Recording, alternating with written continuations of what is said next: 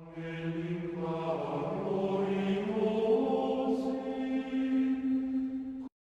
wanted to comment on today's first reading once again from the book of Ecclesiastes, and it's the wisdom of Solomon. And notice how he points out that there is a time for everything, a time to be born and a time to die. And how do we understand this? You know, sometimes we might think, oh, well, it's God who arranges when we die and things like that. And it's not entirely true, and I mentioned that before. So nature takes its course. But yes, I think God has determined that as human beings, we will live, you know, in ideal conditions, maybe to be 120 years old.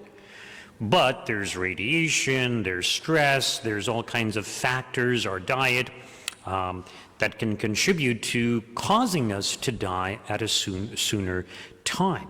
So nature takes its course. And some of these things that are mentioned, you know, a time to plant and a time to reap what is planted, well, it's kind of like human wisdom that we know when we should plant, but it's really stamped in nature. So in other words, as human beings, we figured out, okay, what's the best time for planting? What's the best time for harvesting? We can figure that out based on how nature works, how the seasons work. And when it mentions, you know, there's these times for different things, we can add to this list. There's a time to be healthy. There's a time to be sick.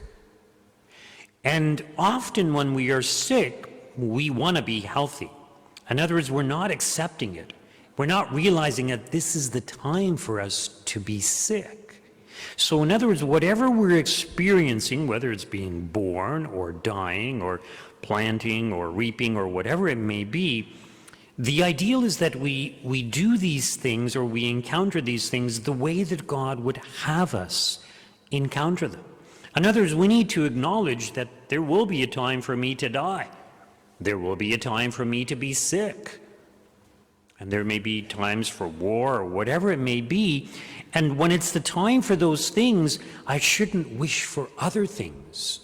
Because if I wish for other things, in other words, let's say I can't avoid a situation, let's say, of war. Well, sure, it might be nice to wish for peace, but I have to deal with the reality, okay, there's a war going, or I have to deal with the reality, okay, I'm sick, I need to maybe rest more. But the point is that God can use those times of difficulties to give us more grace, to enable us to grow in particular virtues. So, for example, patience with suffering when we are sick, or to appreciate peace and to promote peace during times of war, to try to negotiate, to bring about a situation of peace. So there's a time for everything, and it's important that we realize this. So we shouldn't seek to avoid those situations that we cannot avoid.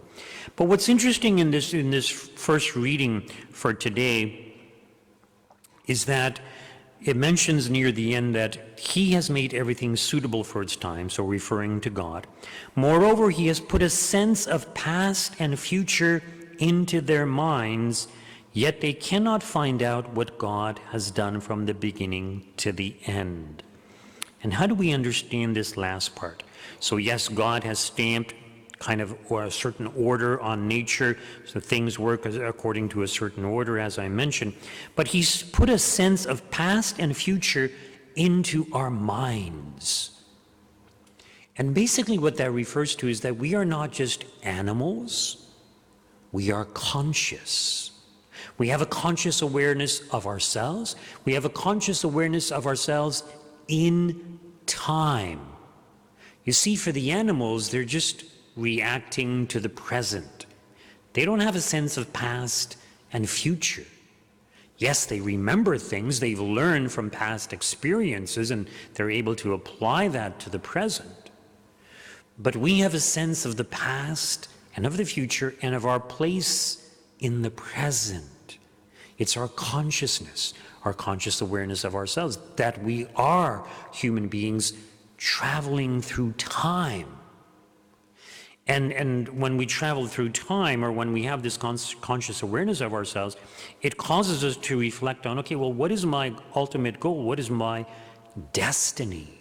because I'm not just reacting to present stimulus like the animals, but I have a longing for the future. I have a plan or a desire for the future. I have a plan for my own happiness.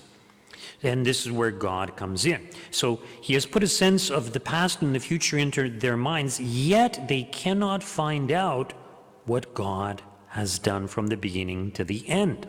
So not only do we have a sense of the past and the future, but in this understanding of past and future, and this understanding of time, we actually have an understanding of eternity.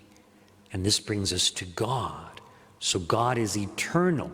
God is outside of time. So we have a sense of time going on forever and existing from all eternity. So not that God is in time, God is outside of time. He is eternal. He is without time, and all time is present to him. But we have this sense of God, but we cannot understand God. We cannot understand how God created the world. But because we have this sense of our own identity in time, because we have this sense of eternity and of God, who is eternal, it makes us realize that we need God. And so kind of related to yesterday's reading that, we can't find our happiness in the things of this world. All is vanity, all is passing. It's only God who can give us true fulfillment. It's only God who can fulfill the deepest longings of our soul. And I wanted to relate this also to today's gospel reading. This is from the Gospel of Luke. It's not as detailed as the account from St. Matthew. So our Lord asked, who do people say that I am? And they mention different things. Now, we know he is the Messiah. We know he's the Son of God. We know he's God incarnate. But when we know someone, we know something about their personality also. So it's not just that Jesus is God. It's not just that Jesus is the Messiah, but what is he like? And we can say many things about Jesus. He's wise. He's generous. He's compassionate. He's loving. He's self-sacrificing. He's self-giving. And it's good for us to reflect on all of these qualities of our Lord and what he is like. But in today's gospel reading, our Lord, once St. Peter answers and says who he is, our Lord sternly ordered them and commanded them not to tell anyone. And then he goes on saying, the Son of Man must undergo great suffering and be rejected by the elders, chief priests, and scribes, and be killed, and on the third day be raised. So yes, we can say all these things about our Lord, but he's also a man of suffering, the man of affliction, the man of sorrows. And if we want to follow him, we must also embrace our own afflictions, our own sorrows, our own sufferings. And as our Lord used his sufferings, his passion and his death to conquer evil, so by means of our sufferings, not only can we grow in virtue, as I mentioned earlier, but we can use those sufferings to atone for our past sins, but also to help bring about the conversion of others, to draw down God's graces upon all of mankind. And this is why St. Paul, I can't remember which one of his letters, but he says, in my sufferings or in my afflictions, I make up for what is lacking in the afflictions of Christ. And so, yes, we can think all these good things of our Lord, but we also need to be reminded that he was the man of sorrows. And so we too should have a desire to participate in his sorrows by means of our own sufferings. And just a reminder, today is Friday, it's a day of penance. So ideally we abstain from eating meat. You're permitted to substitute some other penance. As I mentioned before, it's to remind us of the sufferings of Christ, but also to participate in the sufferings of Christ. Because when we give up something, when we sacrifice something, when we undertake something difficult, it helps us to appreciate more fully the sacrifices of our Lord and his sufferings. And of course, it also enables us to grow in virtue, self-mastery, self-control, and we suppress the passions, the bodily passions, so that we can feed the soul, which is the most important part of us that needs to be fulfilled, and it is only God who can fulfill our deepest longings.